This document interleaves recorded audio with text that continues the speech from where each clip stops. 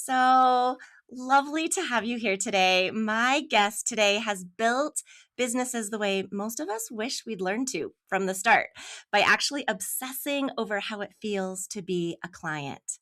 Dani Whitestone is the founder of The Experience Advantage and one of a select group of coaches worldwide certified in Will Guidara's Unreasonable Hospitality Framework. If you're like me, you read the book when it came out in 2022 and loved it, and it has stuck with you all these years later. But if you're less familiar, Unreasonable Hospitality is the methodology behind how Will Guidara helped take 11 Madison Park from the 50th ranked restaurant in the world all the way to number one. And he didn't just do it with extraordinary food, but by designing an experience so memorable, people couldn't stop talking about it. Before Dani became the person who helps service-based businesses design unforgettable client journeys, she co-founded TurboLaw, a legal software company she grew to a seven-figure exit, largely by paying attention to the small moments her competitors were overlooking. Today, she works with established service businesses who are already good at what they do and helps them close the gap between delivering results and creating an experience clients can't stop talking about. Think stronger retention, more referrals, and a reputation that does the selling for you. What I love about bringing Dani onto the Learning Alchemy Lab is that her work sits right at the intersection of what I care about most, the design of the experience itself. Not just what you teach or coach, but how it actually lands for the person on the other side. Today, we're talking specifically about what unreasonable hospitality looks like inside service-based businesses and coaching programs, from onboarding all the way through to retention, and where most coaches are quietly leaving trust, renewals, and referrals on the table. Dani, welcome to the show. Thank you. Thank you so much for having me. My gosh, I look forward thank you so much. Talk about coming onto a podcast and just like, "Oh, thank you," in terms of I really appreciate that. It's an absolute pleasure to be here, and I'm so glad to have met you, and thank you so much for the invite. Yes, absolutely. So, okay, you co-founded a legal software company, grew Mhm. it to a seven-figure exit, and one of the things you credit is becoming obsessed with the client experience. Tell me more about how you realized that was the thing that mattered the most. Well, we were broke when I came on, and in terms of a marketing budget or a sales budget, 0. Mhm. Nothing. So it was born out of necessity. And back then, I didn't even know that customer experience was a thing. It was just basically me sitting there with no marketing budget, with the task of growing this company and thinking, all right, how am I going to pull this off? And it was like, okay, I can't hire sales staff yet or any of this. I'm like, okay, I need my customers to do the selling for me. We had a great product. How do we love on our customers so much and genuinely, because that's a values thing that we had in our company is we were just obsessed with our customers, but like, how do we get them to share? How do we get them to tell people about us and bring them on the journey with us? Because when you're in startup with anything, it's going to be a crazy journey. So how do we help bring them with us so that we're all this crazy family building this thing and helping each other? Looking at everything through the customer experience of like, how can we help them was born out of necessity. And also, in terms of that business, I just genuinely, absolutely love attorneys. So, that passion to help them in their business and have their lives be better was a core value throughout the whole thing. Nice, nice. And I love that. I always tell teachers, you can't fake that genuine care. You have to really want to help people. It doesn't matter how perfect your lesson plans are, or you can still make mistakes, but if you have that genuine care, chances are you're going to do something to make that experience better for your clients. So I'm also kind of curious. I've mentioned unreasonable hospitality a few times. And for learners who haven't read the book, how would you describe it in a sentence or two? And what made you want to become certified in it? So, for Unreasonable Hospitality, the book itself, first of all, it is a business book, but it almost reads like a novel. You will cry. For everyone I've ever talked to, even like tough business owner guys, whatever, everyone, it just has such an emotional impact and drives home the importance of bringing this humanity to business. What inspired me most was I had heard him on a podcast, Yeah. and I am coach certified through this organization called Coach Builder, which is, for those in the marketing world may know it from Story Brand, Donald Miller. He's created this. And I was at one of their summits, and I'm seeing Will Guidara teach from the stage and bring this from the stage. And I'd been struggling as a coach, stepping away from the company. I'm like, what do I do now? I'm like, okay, coach and teach. And the struggle I was having is when you're running a small business and a startup, you wear so many hats. I'm like, I don't know what I do. I'm like, I kind of do marketing. Yeah, I was director of sales and marketing, so kind of did marketing, kind of did sales. I had to run the sales department. But in terms of what was the thread, you talk about that journey, that through line. Mhm. What is it that I brought it? And when I was listening to him, coming from the world of small business, I really didn't know customer experience because large corporations have entire departments dedicated to this, but we didn't. Right. And from the stage, I just think looking at him like, oh my God, that's what I do. I scrutinize every single touch point from soup to nuts, from beginning to end. And we can expand on that in a little bit, but scrutinizing every single touch point to how does the client feel Mm. when they have this touch point with our business, and how can I make it better? Yeah. Yeah. You were talking about having no marketing budget and really just trying to make your clients feel special, make them feel good. Like that's something you could control. Tell me a little bit more about what are some of the things that you took, knowing you didn't have a budget to spend a lot on marketing. So, how did you actually genuinely impact that experience? Especially when we were in the beginning and in software, of course, nothing's ever going to go 100% perfect. When something did go wrong, if there was a bug or if there was a technical problem, which of course that's always going to be a thing, Yeah. is we didn't just obsessed over, I'm like, okay, how much value can I deliver in this email or all that kind of stuff.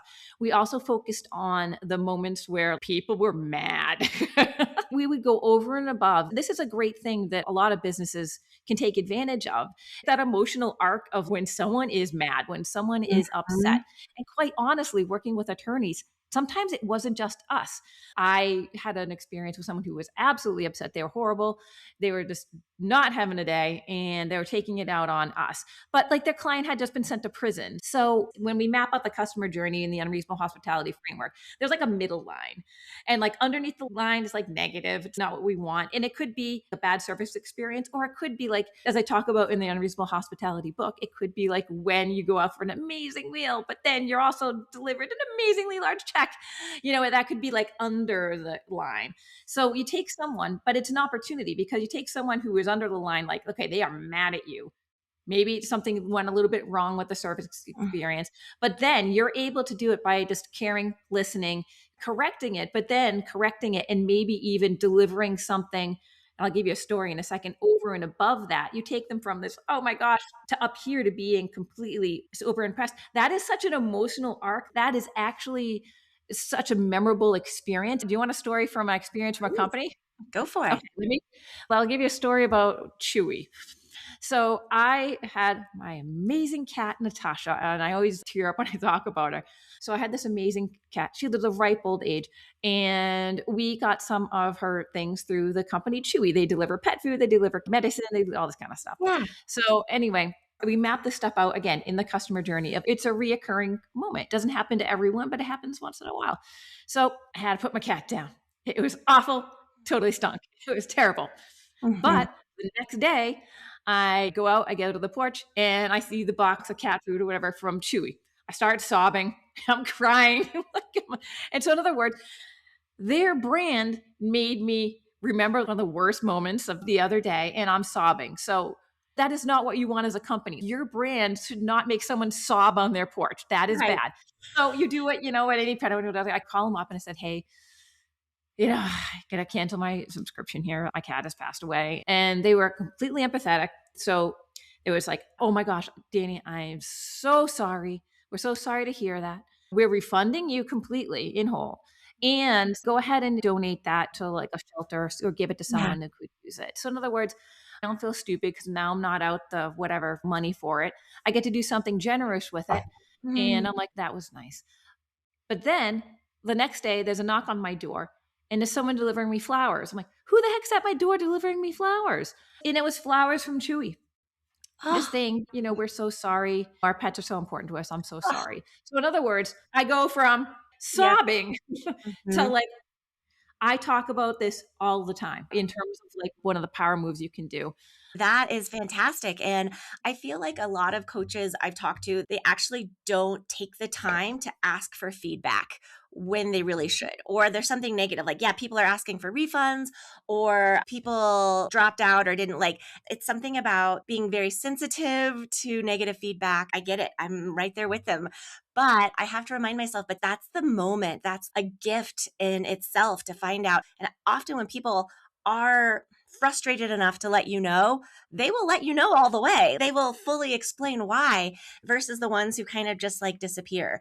But that is information you can turn it around.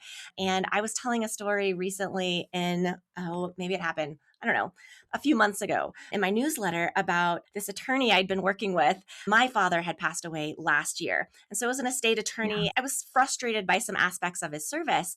And instead of wanting to hear me out, I voiced my frustration and he just said I was wrong. And nobody in my family had ever complained before. So obviously it was a me problem, not a him problem. I'm like, obviously you don't care to make anything better. So that was the relationship ended. Whereas if he had adjusted and be like, oh, so sorry, let me understand better what you've been experiencing and why you're frustrated, he could have turned that anger that I had completely around. And instead, he's like, nope, not my problem. Bye. And yeah, lost my business. So yeah, it's such a pivotal moment. There's a couple things coming out of that is, especially when talking about people you Mhm. work with, like programs or like that experience, don't wait till the end. Do Mhm. little check-ins, and you can even do it anonymously. There's so many free ways to do this. You can even set up an extra email that sends out that's not exactly you. You can set up little surveys. Jot form is free. Just do a check-in and don't have it be like 1,700 questions because no one's going to do that. It's again, think about they're busy, but like, are things going great? Awesome, wonderful. Is something going off? We want to know Yeah. because, like you mentioned, people will just leave. They'll just Mhm. leave. They won't tell you that anything went wrong. They'll just Yeah. ghost and you Right. won't know. And oh my gosh, I'm so sorry that you experienced that because that's terrible. And those are the kinds of people that will not be in business. I work with service based providers, attorneys, insurance agents, financial planners, those kinds of people that need to increase revenue, retention. Because if you had a great experience, who doesn't need wills and trust in an estate attorney in terms of Right. like in referrals? You're talking negatively on a podcast right now. And the thing is, if you are the owner, not all everyone's like a warm and fuzzy. That's okay. If you stink at that, get someone who's great at it. Tag a friend, grab a niece, someone that, like this person's upset. I don't know why. Like, this is not going to go Yeah. well. Can you Mhm. just talk to her? Like, find a way. There's always a way. But this Mhm. whole thing, it comes down to intention. Yeah. I just finished up a university course where I teach people how to teach online classes. And so everybody was presenting their kind of mini courses at the end. And I loved it because something that a lot of people were forgetting is to do the feedback. And how many people went from their peer reviews were all telling them, don't forget to ask for feedback. And like, I'll ask for feedback at the midway point, and it is something simple as start, stop, continue. What do you want me to maybe start doing that I haven't been doing? What do you want me to stop doing that's not working for you? Or what do you want me to just continue doing? Something very simple. And Yeah. I think sometimes we figure people aren't giving me feedback, it doesn't matter. But I think it actually does because knowing that somebody took the time to ask, I was reviewing somebody's onboarding materials recently and they said, oh, I always ask a feedback survey at the end, but nobody answers it. I was like, do you think it doesn't matter at all? Yeah, I understand you're new to a company. It's not the top of mind. I don't know what to say. But I think you will remember the fact that somebody took the time to ask you, and it's just a survey, it can be anonymous. And the fact that somebody cared enough to give you an outlet if you wanted to share feedback, that is Yes. demonstrating a level of care that not even having that opportunity kind of shows the opposite. You don't maybe think about it, but it is. It's so much nicer when you're like, oh, they're asking me what I think. My voice matters. And that Yes. changes the tone completely. Yes, that is something. And again, building my previous company, that is something that we were hyper focused about because we were literally building, and I guess all of it are, we're building it for them. Yeah. We are doing it for them. So the only way that it's going to improve is really getting that feedback. Obviously we're servicing them as a professional, but Yeah. that it really does matter. And you can do it in a whole bunch of different ways. Again, you can just do an email, you can do a quick call, you can, I don't know, whatever. You can do a round table and then give people Mhm. bagels. If people aren't filling out your thing because it's boring, have it be in terms of the level of your service. What do you feel? It's like from a picture of a porcupine to a kitten. What do you want to, Right, right. like just make something weird. But yeah, having people be on board and invested because it helps so much. And even for this onboarding survey, it was like, hey, we talked about what are ways we can incentivize it. So, like, make it a little Yes. raffle or Yes. drawing or something that makes people like, oh, okay, I'm going to take the extra few minutes to give my thoughts because I might win something. Sometimes leaning into the psychology of how humans are motivated. Um, Absolutely. so I wanted to also ask you, I know most of the people you and I both work with are genuinely good people. They really deeply care about their clients and those they serve. But I wanted to ask you more about what's that gap? Why does caring deeply not automatically translate to a great client experience? Okay. As you're saying this, I'm thinking, so I had a boyfriend once and it wasn't going well. Like it just wasn't. Again, we've probably all been there, like simple balls being dropped. And I remember one day just having a discussion of something that just wasn't not going right. And it's just like, and I got but I love you. And I'm like, and I responded, I'm like, that's not relevant to the conversation. Let's never Like, know. like like this is a disaster. That's not relevant to this conversation of the things that were genuinely hurtful that have happened here. Now let's translate that to business. It's like you can care and you can love on your people all day long in your heart. You can do whatever you to go through your day thinking, oh my God, I love my Yes. clients so much. Or like that attorney, like, oh my gosh, I love my clients so much. But they call you and you get back to them in like 14 days. It's just like Mhm. those aren't actions that demonstrate care. And the thing is, me coming to this podcast, like sometimes life gets in the way, but you can put systems in place that can help that. One company that I work with, for example, like people would call in and the owner can't always get the phone. They're super busy. So now we have a virtual receptionist. Every time they call in, they get a live person.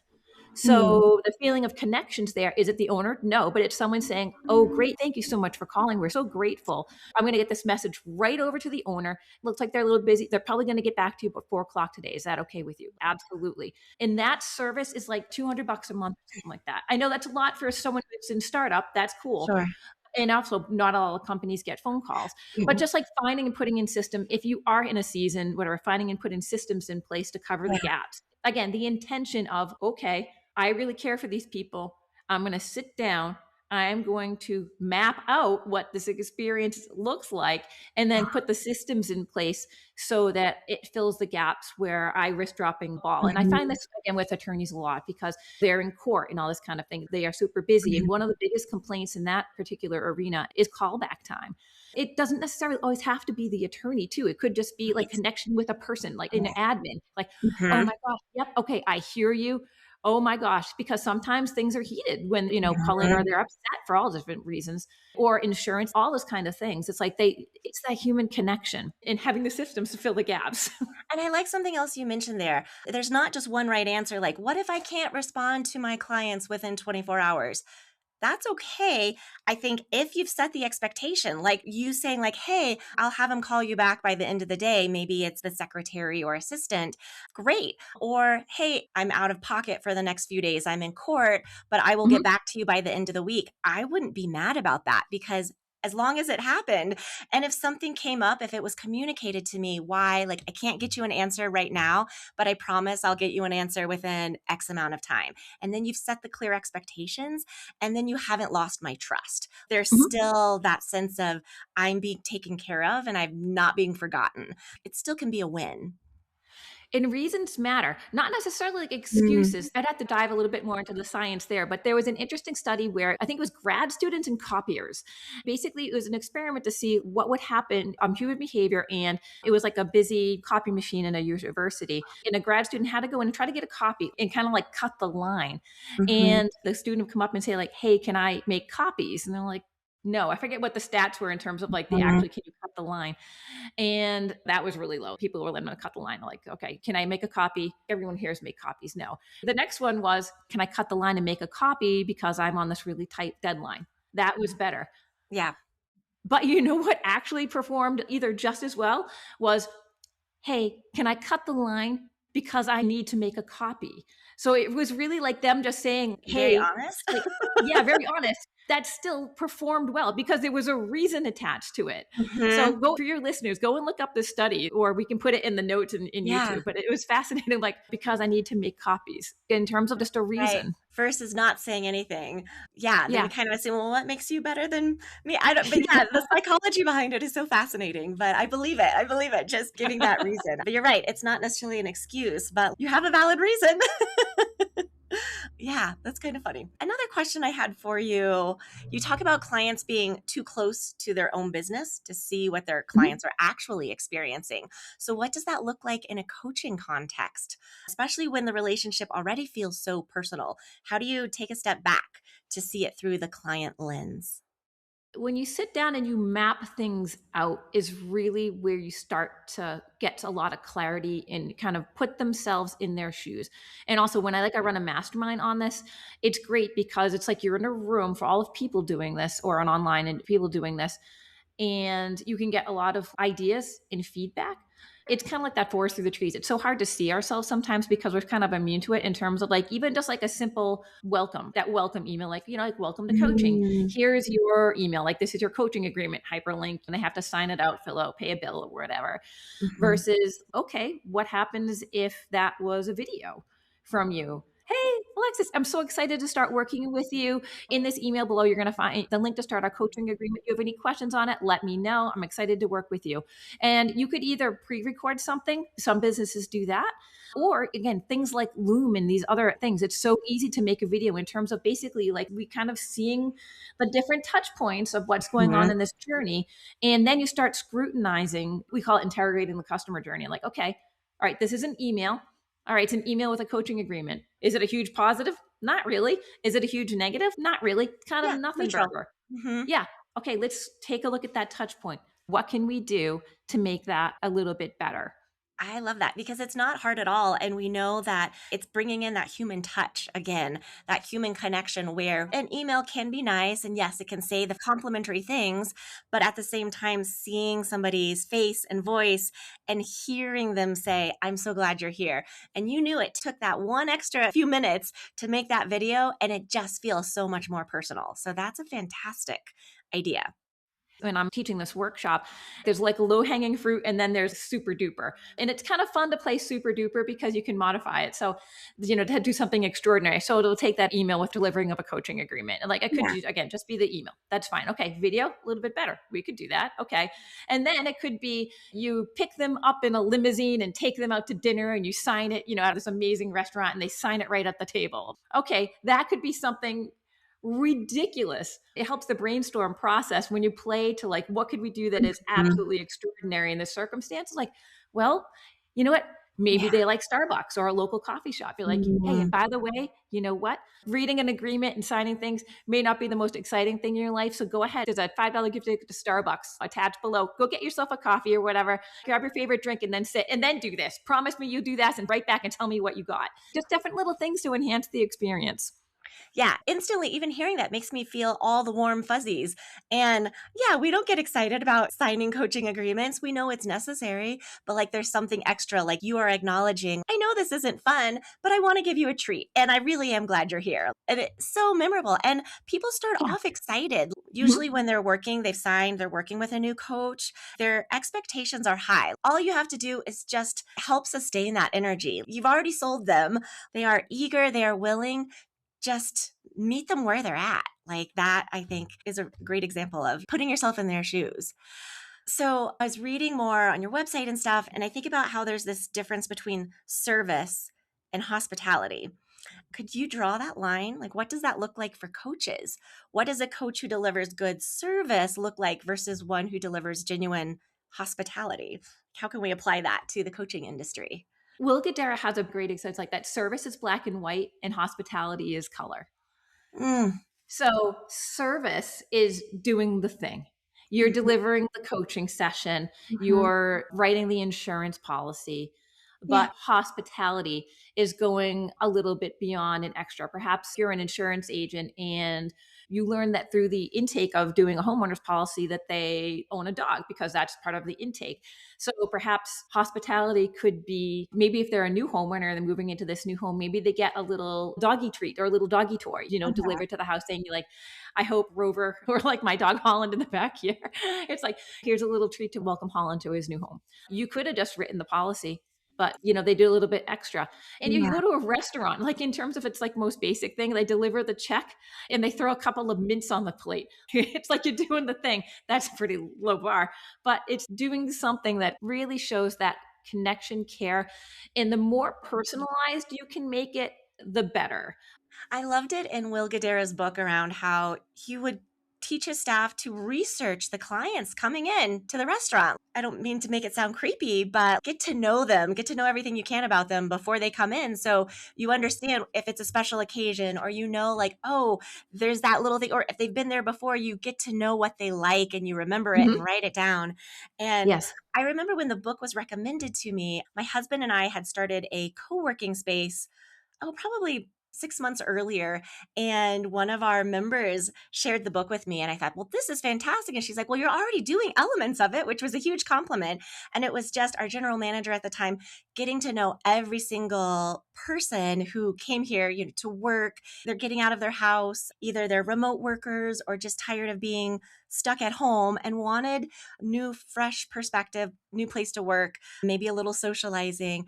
But our general manager was so great, and she would get to know everybody, not just where they lived, where they're from, what their kids were into, but their birthdays and what their favorite snacks were, and all these little personal touches. And I got compliments about her all the time because, like, how did you know that I like that? She's like, remember, like, I just asked you. And she's like, I totally forgot. It's simple. It's simple ways Yeah. we get to know each other, but making a mental note to remember it and do something like, oh, I was visiting Boston and I remember your favorite gum that you can only get in the Northwest or Northeast. And oh, yeah, I picked some up for you. Like those little things and a $5 pack of gum. But something that really stuck with them like, oh, I was important enough that you remembered me on your vacation. Yes, yes, and we're all starved for that type of care and connection, and Yeah. also, that's fantastic, that is exactly what you want. With businesses, that's why it's such important to have a practical thing, like some kind of CRM, some sort of customer Mhm. relation management Mhm. system. Of course, you can get as simple as note cards or just Google Contacts. Obviously, there's amazing softwares from super simple, and if anyone's listening wants recommendations, contact me and I can give you some recommendations, but like from simple CRMs to like the most complicated things that can do everything for you. But you take that information and it's again part of the power, like customer experience. Yes, those moments matter. It's so important. But it's the real growth lever happens when you systematize it. And that would Mm. be having your manager. Like, for example, maybe there's other staff and it goes into a system where those notes just don't live in her head, but they are Right. in a system so other people can see that and know that and act on that. Makes sense. Yeah, yeah, that's an excellent point. Yeah, so it's not all overwhelming. Yeah, the relationships matter, but how do you take what feels very personable and, like you said, systematize it so the organization can represent that, not just one person? Like you mentioned, small moments that a lot of businesses overlook. What are two or three that come up really consistently when you walk through a coaching client's journey? What are some of these small moments we're missing? So I'm going to answer that in two parts for two different people at two different stages of growth. One is someone who doesn't have their marketing system set up yet. Mm, So that is someone, maybe they're in startup or maybe they just never put these systems in place. For example, going to a website and if they're not ready to immediately work with you, which Mhm. is totally valid, or not immediately buy from you because when everyone hits your website, they're not ready. However, if they're not ready and they leave you, you've lost them. But doing something, giving something of value called like a lead magnet, giving something of Mm. value. And then from that, having the delivery system in place where they get the thing, whether it's a helpful tip or a video or something like that, getting basic systems in place. And also, you get an email once a month or that kind of thing. So, in other words, one is, do we have our basic marketing systems in place? Because those are going to help carry the customer experience. So, those are like some big structural moves. If someone reaches out to you, what's the system to get back to them?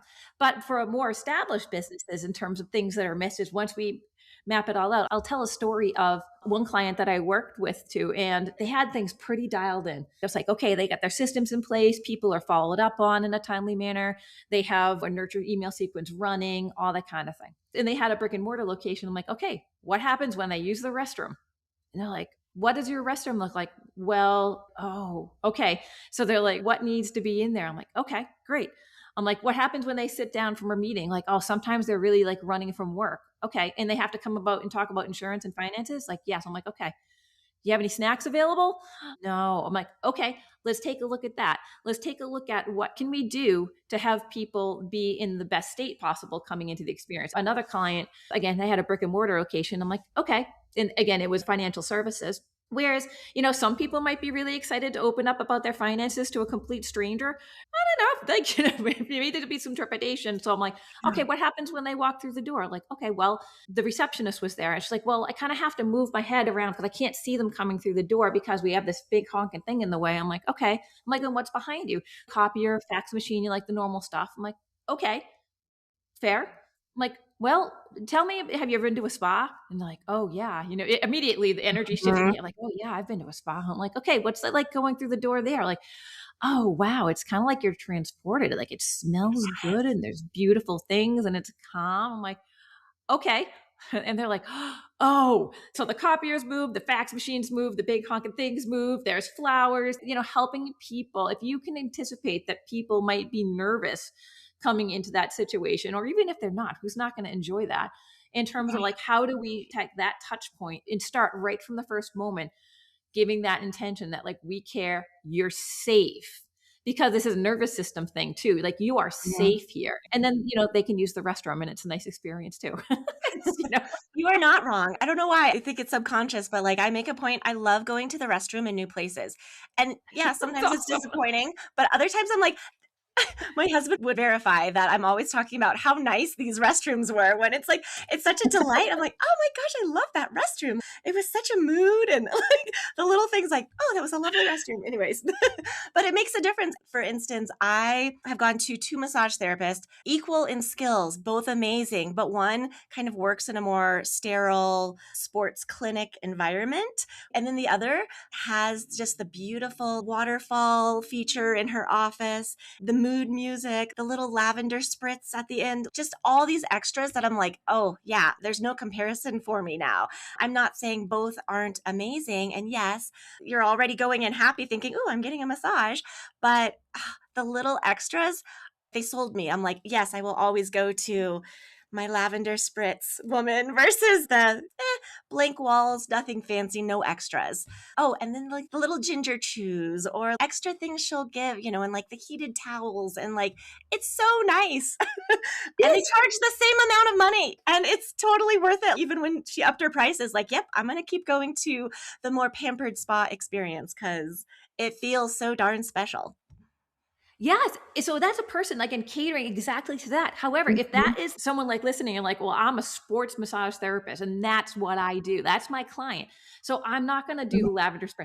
And the thing is, you can still do things that cater to Mhm. that person, like what needs to be on the wall, motivating images of the Mm. aspirational identity of Yeah. the person on your table, the runner, that kind of thing. Or do you have a sheet with QR codes that say, like, these are my top 5 podcasts that I recommend for people looking for motivation or something like that. Yeah. Or maybe there's an info card. I'm like, okay, you're a runner, you're a weightlifter. Here, these are my top 5 recommendations or 5 stretches based on your particular sport that you should Yeah. do, and or something like that. So in other words, even if your audience isn't the lavender sprint, which I happen to love, but even if that's not the audience, there's Right. always something you can do to make them feel special. I'm Right. laughing internally over a story, which is probably coming in my body language. I'm just going to weave this in case. Please. Coming out of college, my first job was working at a gym. And we had a group of powerlifters that would come in, and basically every stereotype you could possibly imagine for powerlifters. And then one day I was managing the gym, and there was a radio show called Delilah, but it was Delilah, and it was very soft, and people would call in and talk about their feelings and their relationships. And it got My mom stuck used to on. listen to it, so I know Yes, it. Yes. it was like ancient history, but it was like the softest, calmest NPR woman voice. You got like, okay. Mhm. And it got stuck on in their locker room, and it was bad night. So I'm just weaving that in for no particular point other than obviously that was bad. That was not catering to the clientele, but Yeah, there's it was a nothing I can do mismatch. about Yeah, it. it would be nice in certain locations, but it was a mismatch for that location. But it doesn't mean that there can't be the extra niceties. So I like how you, yeah, made I that know I clear. started laughing in my own head. So I'm like, oh, I'll just tell the story of what's going on in this probably ADHD brain of mine. So there we go. I like it. Okay, so we've talked a little about onboarding. The first impressions matter. What about offboarding? What does a well-designed offboarding look like? Because I do think that's where a lot of people leave referrals and renewals on the table. Yes. So obviously, everything I say, it's going to depend on the business that you're in because Mhm. for offboarding, some things are more clinical, some things aren't, Mhm. some things are bound by HIPAA, some things are not, some things are Sure. bound by all these kinds of things. So definitely just always adhere to your legal parameters of Yeah. whatever industry you're in. But in terms of offboarding, whatever you do, just don't feel like it's like, okay, well, see you later. We're done. Like, okay, the Yeah. check's cashed and you're gone. Don't do that. You could do things like a small exit interview, either with you or somebody else. Thank you gifts, more personalized the better. Something that would also help them, or maybe it's personalized to their journey. Maybe it's a book, maybe it's a flower. I don't know, whatever it is. Gift certificate to their favorite restaurant or something like that. If you want to kick it old school, it could be again a video. It could be just a handwritten note. Again, just anything to kind of like stand out and show that you care. And also, just because the engagement ended doesn't mean the relationship has to end. It could be, you set yourself a tickler to reach out in 3 or 6 months. How are things going? Just by you reaching out, it could be a chance to re-engage them as a client. Or again, just because they're not no longer a client doesn't mean you can't still deliver value. Get them in that nurture sequence. And by nurture sequence, I mean if you're a landscaper and someone's no longer like, you know what, we don't need landscaping right now. Okay. But somehow they legally opted into your emails. They get an email once a week, maybe once a month, like whatever you can do consistently. And it's tips. Reminder, hey, by the way, it's August and my plants are looking crispy. If you have hanging backs, it's time to give them some fertilizer. Yes. Just a little bit of value. Because with email, we always want to be like that top of mind. So just because the engagement has ended doesn't mean it ends. Figure out a way to stay in contact. And email is a very low cost way to do that you can help people in a nurture sequence en masse. And with those email, just deliver some kind of value. And once a week, once a month, whatever you can do consistently. Yeah, I love those tips. So, if a coach or a service business was listening to this and wanted to audit their own client journey, where would you tell them to start? Well, of course, you can stop by. If you want to book a call with me, you can. I mean, give me a call. We'll Yeah. talk for 30 minutes and go to my website. I always have freebies there. But in terms of auditing the customer journey, read Unreasonable Hospitality, of course.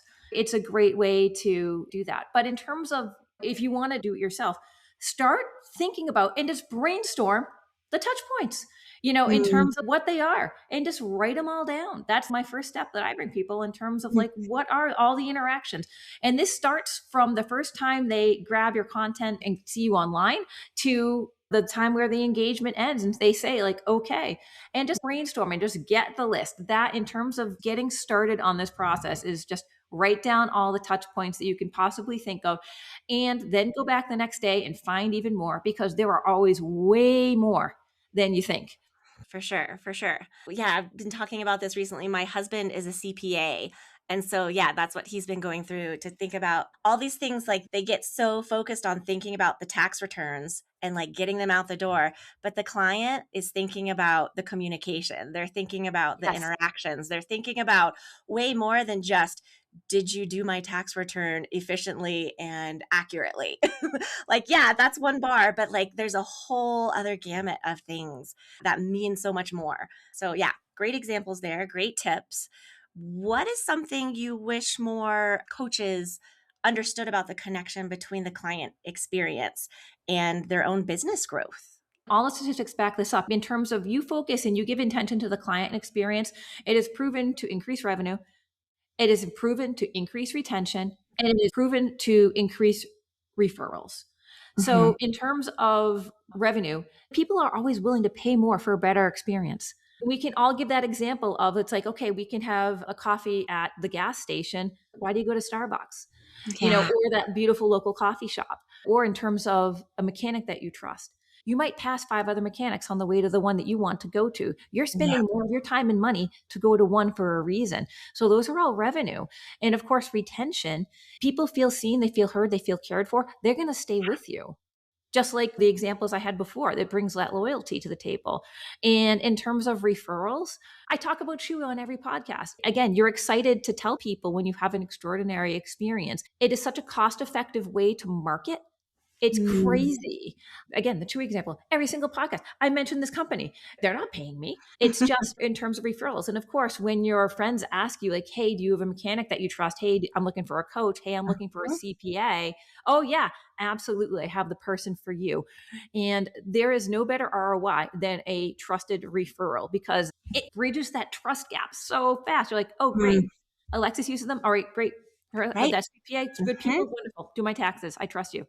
Yeah, So the absolute best marketing ever. it's the Right best there, marketing. and it's those personal connections because somebody remembers how that company made them feel. That coach, that organization, they felt important, they felt special, they felt valued, and that translates into way more than what one paid ad would.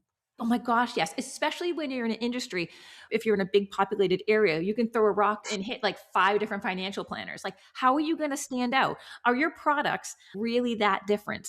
Obviously, there's some really exceptional people out there, so I don't want to dismiss Sure. that. But in terms of when you deliver a service that is pretty similar to Mhm. most people in your town, what Yeah. is the growth lever that you can pull to stand out? And it's customer experience. There's a reason why giant corporations like I don't like Bank of America have an entire department dedicated just to customer experience. What I want to do, I'm on a quest to bring this growth lever to small businesses. When people focus more on marketing, but Mhm. not on Right. the experience or delivering the transformation. This is what you do in terms of Yes. delivering that transformation. It's trying to get people in the door. They feel like, great, I'm going to throw all my effort at marketing to them and getting them to buy my product. But then what happens after they become a paying client? What happens after they've signed the contract? That's where I feel like a lot of people are missing out. Great, I've got them now. The magic of what I do will win them over. But they've forgotten about, does it match the experience they're having? Does it match what they were promised? Does it match the expectations you set for them? Because a lot of things fall apart. Yes. Yes. In other words, like all this customer experience stuff that we talked about, you have to have your stuff together. You do have to deliver good product, good service. Like that's kind Mhm. of fundamental to this whole conversation. And if you're starting out, you do the best you can. You're not the expert yet. That's not a big deal. Like you do the best you can with where you're at. That's totally cool. But it has to be like if you're at a restaurant and you get really nice hand towels and everything is beautiful, but it takes, an hour to get your food, or it's your Oh, that salad is that gray. steak was too You salty. Like, you ooh. you got to have the basics down. Yep. But the analogy that I do when I work with people in terms of like you have a bucket, right? Nice Mhm. bucket here, full of holes. And so in other words, when you are pouring marketing dollars and time into a business that has not mapped, focused, and optimized their customer experience, just think about you pouring all that marketing dollars and all that time into this bucket where it's just leaking out. It's just leaking Mm. out Mm. because people aren't converting, they're not staying, they're not referring. And it's just like all their marketing dollars and time is just leaking out of the bucket versus like you take some time. You invest in a program like yours, a program like mine, or something that gives that attention. And it's like, oh, now I have this bucket. It is not leaking time and money. Marketing is not always the answer. You do a pause, you spend on your customer journey, customer experience, and everything that you work with you in your business, and just making sure people get the transformation that you're promising, especially like Right. being a coach. It'll make your marketing work so much harder for you. And especially you're a small business owner, every dollar is so important. Every hour is so important. So just don't Mm. throw money and time at a problem where you need to focus on your systems. Yeah, no, and I'm thinking about how my ideal clients, they're already good at what they do. Like they don't have trouble getting people in the door because they have a proven system. But how do you stand out above and beyond just having a good product? Because there's a lot of people with a good product, but it's the difference between having an exceptional product. And this is something that marketing can't touch. It can't touch what happens inside your coaching container.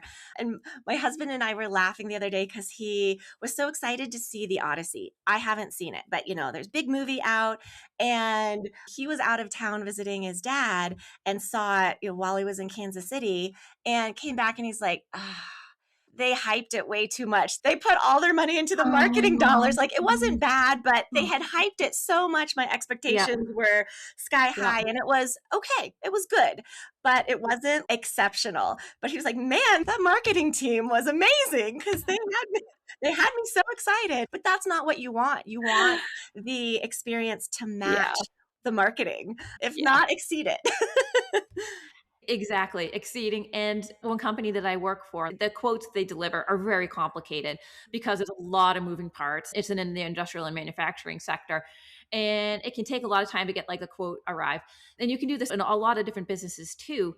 But if you're not sure, basically the mantra is under promise, over deliver. Yeah. So if you can, don't say, I'll have this to you in like 2 days. Mm, If you know that that is like the best case scenario, right. Right. Right. because Right. best case scenario, depending on your industry, may be out of your control. And Yeah. it's better off to say, I think this is going to be like 2 weeks. And then best case scenario comes through, they have it in 2 days. You look Yeah. amazing versus Yeah. looking like they said it have in 2 days. It's day three, it's day four. Like, what is this? Versus like, oh my gosh, I Right. got this in 2 days. You'd never be disingenuous or dishonest, but just move things so that you're catering to standard Yeah. human behavior. And again, and work with someone who, if this isn't your area of geekdom, like I think it is with us, in terms of human behavior, psychology, expectations, that kind of stuff. I don't do my own taxes. Find somebody with this area of expertise. It's always worth the money. Yeah, agreed. Agreed, for sure. My head started thinking of, oh yeah, I was just on the phone with there's this prescription that comes through the mail for me and they have to compound it. And oh, it was the reminder like, yep, 5 business days plus 2 to 3 days shipping. And I was like, okay, yeah, I'll probably get it after I get back from my next trip. But then it literally came in 2 days and I was so ecstatic because I'm like, oh, it Yep. surpassed all my expectations. But like I Mhm. was okay with, yeah, maybe I have to wait more than a week. And it came in 2 days. And like that feeling, it's genuine. Like, yes, happy moments associated with this company now. Yay. Exactly. So when we talk about mapping out with reasonable hospitality, mapping out that customer journey, you have that middle line. Okay. Delivering the thing. Got it. Below the line. So in other words, you get the email. Again, it may take 8, 10 days to get your thing. Like, all right. Yeah. You get it the next day. You emotionally just don't come up to Midland. You're like, oh my God, we're talking about it on a podcast, getting a prescription, in terms of that emotional distance. Mm. It's a great example of how to make people feel great. It's a great thing to do. It's a profitable thing to do. And it's just, I don't know, it's a good thing to do in general. For sure. For your business, it's profitable. Yes, yes. Well, you've made me feel so happy today. So many warm fuzzies going back and forth. So, yeah, hopefully we've got people to think about things in a new way. I was equating it to, it feels like this is taking me back to how I was raised to be a good person, to be thoughtful, to show that extra care and attentiveness. And it doesn't just pay off. Like I just had my son write his grandma a thank you card for the birthday money she sent him. It's a little thing. I'm like, Calvin, it's going to pay off. Like, trust me, write the handwritten thank you note. Do it. These are life lessons that are going to, I think, help us stand out in the new world of AI and automation and the digital distance that we all feel.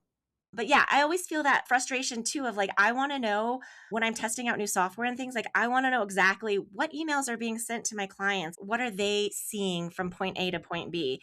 Because I know it all has an effect on how we portray ourselves from our business. Like the little things are so important. Oh, completely. On some posts, I've even joked in terms of like, if you are a people pleaser due to trauma, turn it into a superpower. you Mm, know, yeah. Oh, yeah. That's a good one. I'm Yeah. weaving it into different crazy ways. But if you are a people pleaser, which like and so many women grow up being, if you're a people pleaser, Mhm. turn it into a superpower in your business. Yeah. Keep your lines, keep your boundaries. Don't people please, Right. but you use that tuning into the emotional environment. That's a whole other conversation. That's how But you can stand out for sure. Oh, most yeah. definitely. Oh, okay. This is so good. Like a Thank big you so hug to much. everything. Fantastic. Thank I'm so you. glad we decided to hit record this morning instead of just talk it out. So, if somebody wants to learn more about you and learn more about working with you, where should they go? Go to my website is great. It's DaniWhitestone.com, D-A-N-I, Whitestone, just like it sounds.com. And you can learn about me. And of course, anyone wants to connect on LinkedIn or any of my other socials, it's all Dani Whitestone. Go ahead and connect with me there. But of course, I'd love to talk to anybody about customer experience. I just love it so much. It's a great way to go through life when you're helping people build businesses that bring value to the world in ways that bring care and connection to people. Like it can't be better. Ah, I love that. I love that. It's been such a pleasure talking with you. Is there anything we left out that you think would be important to add? No matter what you do, no matter how you do it or get started to try to bring this to your business, set an hour apart. We're all so busy. It comes down to intention and people can feel intention. People know when you spent the time to be thoughtful and care. Set some time in your business to focus on customer experience. It'll pay off for your business. Awesome. Thank you. Thank you. Thank you. I can't thank you enough. All the information on how to get in touch with Dani will be linked in the show notes. It's been such a pleasure. I am so inspired and lovely talking shop with you. This is awesome. Thank you so much for having me. Thanks so much. Thanks for tuning in to the Learning Alchemy Lab. If you enjoyed this episode, subscribe and come connect with me on Instagram at Alexis Bajelica. Until next time, go get that expertise out of your head and into something that scales your impact.